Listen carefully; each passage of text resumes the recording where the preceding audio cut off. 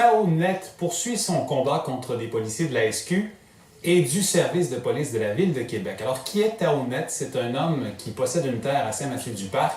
Il reproche à des policiers de la SQ d'avoir tenté de le tuer lors d'une opération antidrogue sur le terrain voisin. Il y avait eu un échange de coups de feu entre lui et les policiers. Alors, Sarah Désilets-Rousseau est avec nous pour démêler tout ça. Alors, Sarah, aujourd'hui, il reproche aux policiers de la Ville de Québec d'avoir voulu protéger leurs confrères de la SQ dans l'enquête sur le dossier. Oui, notamment, et d'avoir bâclé cette enquête indépendante qu'ils avaient réalisée sur les agissements de leurs collègues de la SQ ce 13 septembre 2013.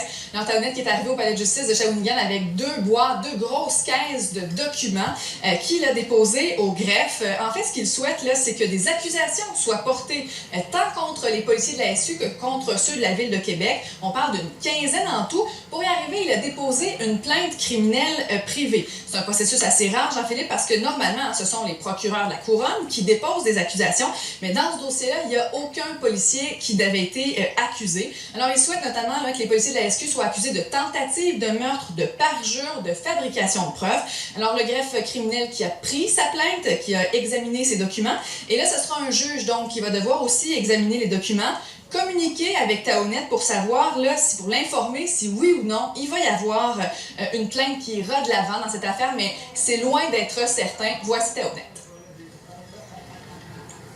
J'ai impliqué un dossier avec le Sûreté Québec, les GTI, et aussi une enquête indépendante avec le service de police de la Ville de Québec. C'est bien sûr que le dossier est vers positif, parce que la justice est rendue sur le dossier, parce que j'ai donné des preuves avec des photos, des vidéos.